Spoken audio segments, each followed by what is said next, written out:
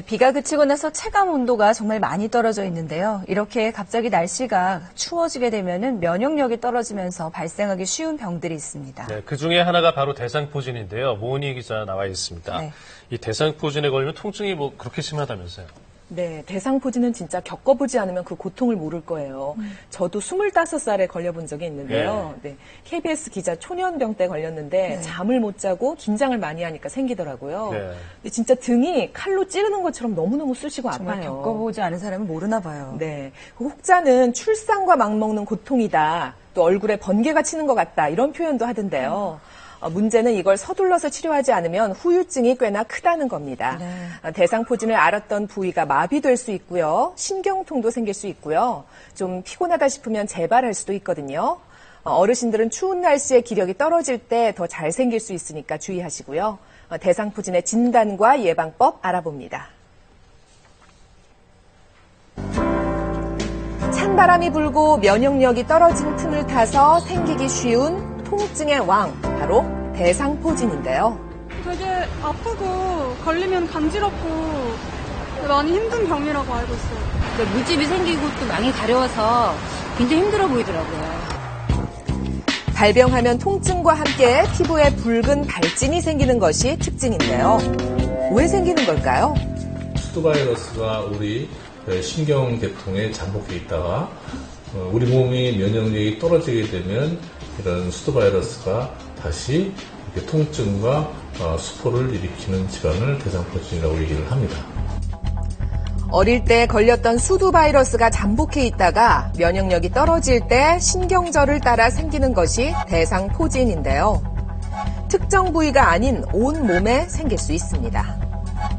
50대 이상 고령층이 대상포진 환자의 대부분을 차지하는데요. 이분들은 어릴 적에 수두를 앓아서 바이러스를 가지고 있는 데다가 상대적으로 체력이 약하기 때문입니다. 이 70대 어르신도 예외는 아닙니다. 몸에 번진 수포 때문에 한참을 고생했는데요. 처음에 여기가 그래가지고 이 자꾸 번진 거야 이게. 뒤도 그러고 다 번진 거야. 쿡 주시면서 가려우면 막 쿡쿡 주시는데 지지가 팍팍 나오고 버리고 그래서 아주 못 견디서 병원을 갔어요.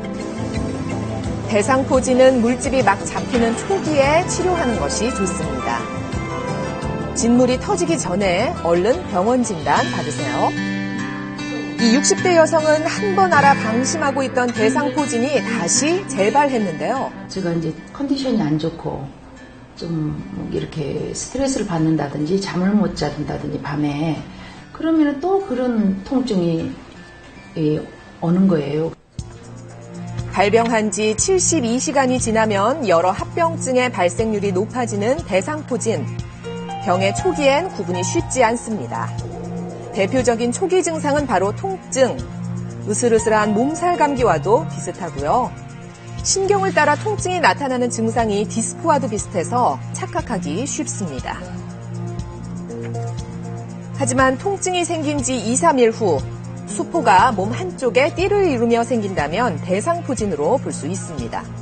띠, 대, 모양, 상자 해서 대상포진이지요. 가려운 정도라면 단순 포진이고요. 통증이 한쪽으로만 있거나 아니면 물집이 있거나 이랬을 때 3일 이내에 대상포진의 그 바이러스를 죽이는 약을 쓰고 또 피부 병변이 심해지면 나중에 신경통이 많이 남는 경우가 많기 때문에 초기에 피부 병변에 대해서 드레싱을 한다든지 초기 치료를 잘 하시는 것이 굉장히 중요합니다. 초기 대처가 늦어 치료가 늦어질 경우 환자 중에 약 20%는 평생 후유증을 안고 살아야 하는데요. 가장 많이 생기는 후유증은 바로 신경통으로 90% 이상을 차지합니다. 대상포진이 통증의 왕으로 불리는 이유기도 합니다. 우리 몸에 통증을 일으키는 병 중에 제일 극심한 통증을 일으키는 병 중에 하나입니다. 이런 통증으로 인해서 만성 우울증이라든지 여러 가지 생활에 극심한 제한을 받기 때문에 초기에 적절한 치료를 받는 것이 바람직합니다. 대상포진 치료 후에 내가 신경통에 걸릴지 예측할 수 있는 증상이 뭔지 몇 가지 알려드릴게요.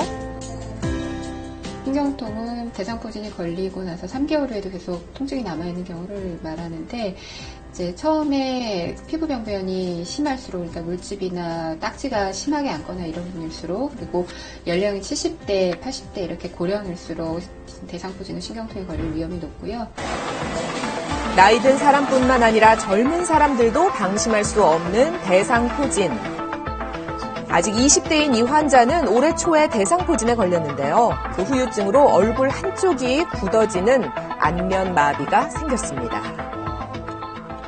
세수를 하는데 눈이 안 감아지니까 막 비눗물도 다 들어가니까 아프고 그래서 뭐가 이상하다 해서 좀 알아봤더니 안면마비더라고요. 7개월 전만 해도 심각한 상태였지만 꾸준한 치료로 지금은 많이 호전됐는데요. 온몸에 생길 수 있는 대상포진이 하필 얼굴에 찾아올 경우에는 그 후유증이 더욱 큽니다. 대상포진은 팔, 다리 등 전신에 나타날 수 있는데요. 다양한 주요 신경절이 많은 얼굴에 나타날 경우 그 예후가 더욱 심각할 수 있습니다. 얼굴의 운동과 신경 감각이 일부 마비되는 안면마비가 생기거나 귀 속의 통증, 이명, 청력 소실, 혀의 기능 이상도 발생할 수 있습니다. 40대 이전에 대상포진을 앓았다면 뇌졸중 발생 위험이 74%, 심근경색은 49% 높아져서 더욱 주의해야 합니다. 그러면 어떻게 예방해야 할까요? 고령자는 예방주사도 고려할 수 있는데요. 예방률은 50-60% 선입니다. 일주일에 사흘 이상 하루 30분씩 규칙적인 운동을 해주시고요. 요즘 같은 추위엔 방한용품을 꼭 챙겨주세요. 모자, 목도리, 장갑은 필수입니다. 따뜻한 차는 혈액순환을 도와 면역력을 올려주니까 틈틈이 마시면 좋겠죠? 극심한 통증을 불러일으키는 대상포진. 빠른 처치가 무엇보다 중요한 병입니다. 몸의 이상 신호 놓치지 마세요.